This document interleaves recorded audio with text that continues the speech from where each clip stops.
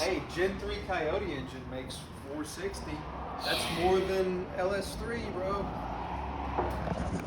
We're not a Ford channel. Results on the leak down test.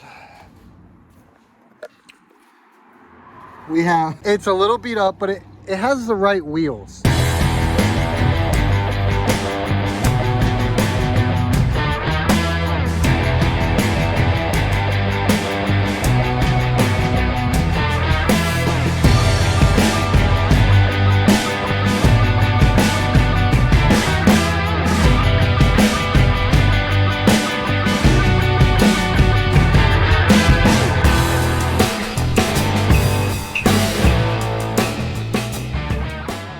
Welcome back to the GM Outlet YouTube channel.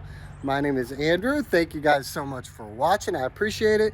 Today, we're delivering this all aluminum 5.3 Gen 4 LH6 engine to my buddy Andy at PCMTuners.com.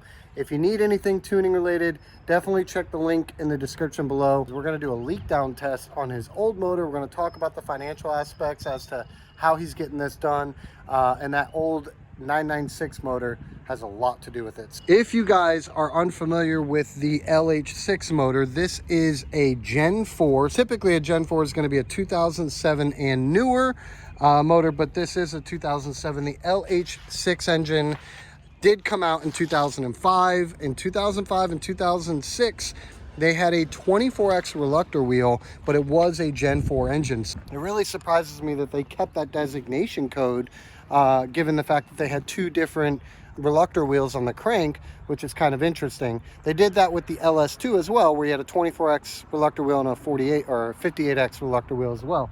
So it just kind of depends on the year. The LH6 engine is very unique in the sense that it's basically a L33 motor where you have flat top pistons, an aluminum block, 5.3 displacement with 799 and 243 heads. Right here, 799 heads on this one. Some of them came with 243 castings, but it is a all aluminum Gen 4 5.3 with really good heads. If you're unfamiliar with the 799 243 heads, these heads were mostly popular from the LS2 engine. They did have different valve springs, however, than these ones, but the casting is the same. And this is an active fuel management engine. You can always tell by this plate here. Now, what's really interesting is the 2005 and 2006 models don't actually use active fuel management, although it's there. So on the last engine that I delivered was an 05, and this plug right here for the active fuel management was actually missing completely. The plug itself was there, but this part right here was not even part of the harness. So it just didn't even use the active fuel management, which is really, really kind of weird and unique, but very good motor overall. This is going to be going in his Porsche 996. So we got the engine out already, transmission's out, and it's sitting there. We're going to do a leak down test on it because that's going to tell us exactly how much that engine is probably worth. So we're going to get to work on that, and we're going to get this engine delivered. You guys have met Andy on the channel before in his 2015 Silverado, right? It's what year is it? 14? 2014? Because that's what the title of the video says. Did I mess up the title for real? God dang. Amateurs. So this is a Porsche Flat 6. It's from the 2001 Porsche 911 Carrera, commonly known as the 996. And this is going to be for sale. And that's what our goal today is, to try to figure out a value on this thing and see how well it leaks down. And that's what we're going to be working on now. So the guys at Renegade Hybrids, which is really kind of what triggered all of this. So Renegade Hybrids has kits for almost every Porsche, air-cooled Porsches, you know, water-cooled Porsches, certainly my car. I'm going to buy their kit. I'm going to put the 5.3 that I got from the GM Outlet from Andrew here, all aluminum, you know, seems appropriate for a Porsche. But that's what's going in the 2001 911. And hopefully the proceeds from the sale of this engine here will cover the expenses to buy the swap kit from the Renegade Hybrids guys. I touched on that when I was talking about the engine, that, you know, this leak down test is really going to help you determine how far in on the project you're going to be financially, because this isn't going to be something cheap, you know, to do by any means. A lot of guys think LS swaps are cheap, man. They're not cheap. They're just easy, and there's a big misconception on that.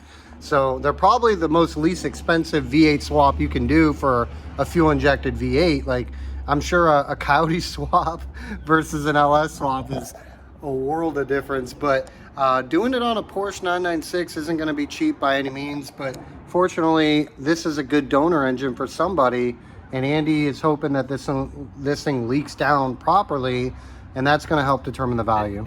Right. So if this thing, you know, has good compression and has a good leak down test, then, you know, the ceiling, from what I'm hearing, is as much as $9,000.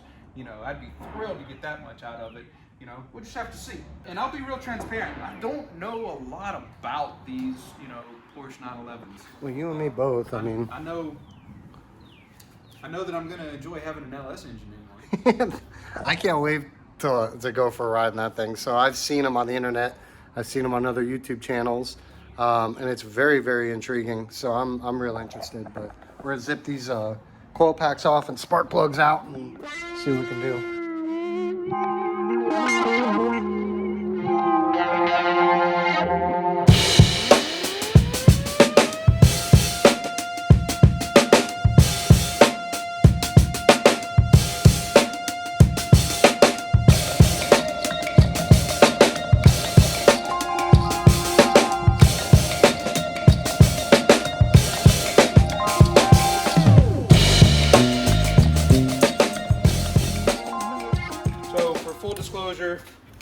We've got our gauge properly set. We're at 100 psi, and we're maintaining 100 here. Basically no leak down. And then we plug in. This isn't the easiest thing to do. And we have 40%, which is, you know, so 60% leak down or 40% leak down, however you want to, whatever your perspective is. But now the question is, where is it coming from?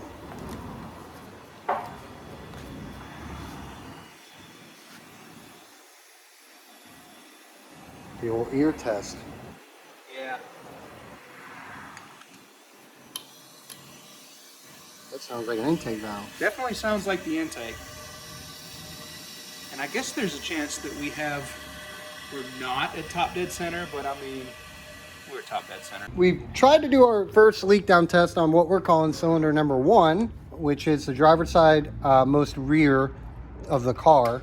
And actually forward of the car, it's rear forward? engine. You know what, this one. We're doing this one. And we got, what, 40 PSI on it? The highest that we originally, with just a static test, not turning the crank, we had 40% on our gauge. Okay. Where's our gauge? So our leak down gauge, this gauge read 40. And then Andrew said, hey, the piston moved, which means the valve train moved. Because we were getting air out of the intake, right? That was on the intake. Yes, indicating a leaking intake valve. So Andrew began to turn the crank a little bit more, and we did see nearly 50. Yeah, we did get to 50. Which is still obviously not great. You know, you want to be 80 or above is pretty ideal. But 50 is better than 40. But my theory is that when we hit it with 100 PSI, the piston shot down a little bit, which possibly opened up the intake valve. We're not too sure on whether it's actually accurate or not, is basically what it comes down to. What we're going to do right now is Andy's trying to get this supposedly 125 PSI compressor to get past 95 PSI, because it's only going to 95 PSI. What'd you find there? Anything? Just a knob? What looks like a set screw. It's got some hot glue on it. So he's going to try to adjust this a little bit and see if it'll actually cut off at at least 100 PSI, which is where we need to be. I didn't even know that was possible. Did you know that was possible, or you just winged it? No, I knew it was possible. Okay. Sailor, man. Spent 10 years in the Navy working on compressors and hydraulics and pneumatics, and so yeah, that was actually a thing that I knew. Very cool. All right, so we got to get this to top dead center, and then we can see if we can get a proper leak down now.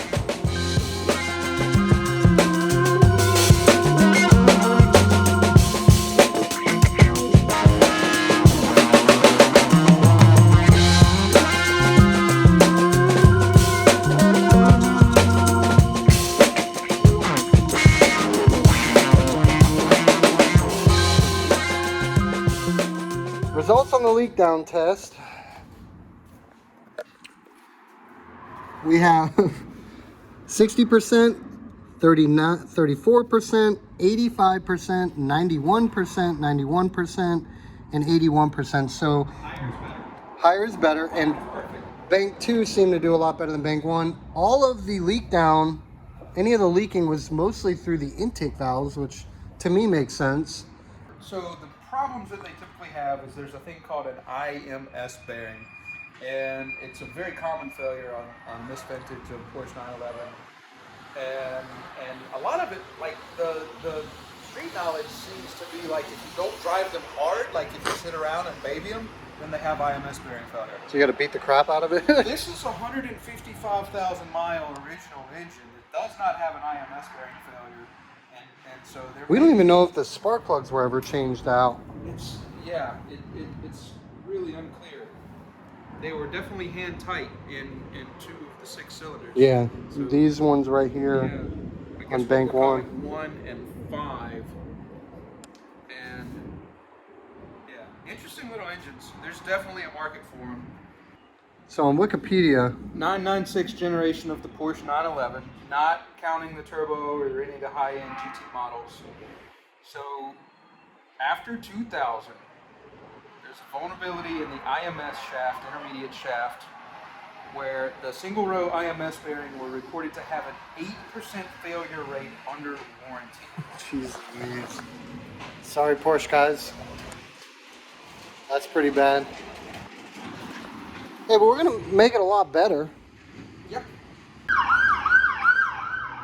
I want to know if anybody can justify this. So, Andy should be roughly under $10,000 for this aluminum 5.3 cammed LS swap on a 911, and we're pulling up used, sold motors. These are sold. That was $11,000 with what kind of mileage? It's a 99 and it has 60. Come on. 66,000. So 66,000 miles on a used motor, 3.4 liter, naturally aspirated. What's the point? Why not just go buy the kit? Everything's plug and play. LS swap it. It's just Porsche guys are weird, I guess. I mean, I'm not hating on you Porsche guys, but damn. $11,000 for a 3.4 NA motor with miles? Forget all the labor, right? I mean, that's wild. That's just parts. That's a dropout. That is so wild. That's a lot of money for a used Porsche motor. Just sold. So what's today? March 30th? Yeah. This is sold March 27th. $11,000. Someone spent $11,000 for a 60,000 mile 3.4 NA motor. Here's one, $7,000. Sold March 28th. That's amazing. Here's another one, $10,500. Sold March 28th. March 24th. $7,900. That makes no sense to me. I mean, so you guys seen the motor Andy's putting in it. It's going to get freshened up. He's not even rebuilding it. Bottom end is going to stay stock. He's going to do heads, cam, springs. It's going to get an exhaust, of course, because it needs it. But other than that, I mean, it's going to be a 450 horsepower motor, maybe, somewhere around there. I expect it'll make it right at 400 horsepower to the tires. So, yeah, that's, I mean, what is this thing putting out? 300, maybe? Not 300. 285. 285? That's crank. So 215 to the wheels? 250. Yeah. Somewhere like, yeah. So lower side of 200s to the wheel, and you're spending $11,000. So we're talking twin turbo Porsche 911 power. Yeah. With small block LS engine, Chevrolet reliability, and parts availability. And realistically, for another $2,500, you can go 6.2, or you can go LS2, or you can go bigger displacement if you wanted to. I mean, you're going aluminum 5.3, which is great. It's still over 5 liters. I mean, remember when the Mustang 5.0 was like the king of the road? Like, now you're 5.3 liters. People just bat an eye at it like it's nothing. 4.8 liters. Hey, Gen 3 Coyote engine makes 460. That's more than LS3, bro. We're not a Ford channel. All right, we're gonna look at the actual car now. So Andy's been working on this project. How long have you been kind of sorting through it? I bought this car in March of Last year? 2022. Yeah, so about a year. About a year. You know? It's in rough shape. It's rough. But it's a perfect candidate. It's not a turbo car. Right. It's got miles on it. 155,000. It's a little beat up, but it has the right wheels. It does have the right So wheels. it has the right wheels. And a lot of this stuff, you know, paint and body, like I'm thinking probably like vinyl wrap, you know. Yeah. And actually, like it's got some typical dings, but it's all there, and it's all straight. Well, what's not typical about it is it's not your typical LS swap. It's not a C10. It's not an El Camino. It's not a box Chevy. It's a Porsche. And I've personally seen a couple of these. I'm sure you have too. And they're super cool at the end of the day. I mean, I can't wait till, because you've been moving on this pretty rapidly over the last couple of weeks. Over the last couple of weeks, I've been focused on it. Exactly. Yes. So I hope you stay focused on it because I want to take a ride in this thing. Yeah. And I'm a driver. I'm not a passenger per se, but I will be a passenger in this thing. I will be excited to ride in it. And I don't think there's many people out there that have even ridden in a LS swap Porsche regardless. I haven't. I haven't. There's not many out there, but interior is a little bit beat up. A lot beat up. I do have some better seats for it. The good news is a lot of it, it's a lot of it is just dirt, you know. Yeah. A lot of it's just dirt, but this is a driver. It's a perfect candidate. It's sitting kind of wonky without the motor in it, huh? I guess there's a little bit of weight back there, maybe some gravity in it. Look at these brakes. Wow. Not bad for an old Porsche. And it's a 01, so it's 22 years old. 22. Engine in the back, baby. 220 on the dash. Do we do the headlight restoration video? do we do the wheel repair video? People like that Does stuff, anybody want to man. see that? Yeah. I like watching them. Yeah. I think we've all seen them now, right? Yeah, right. What's always interests me is, let's see what the underside looks like. Yep, pretty flat. Yep.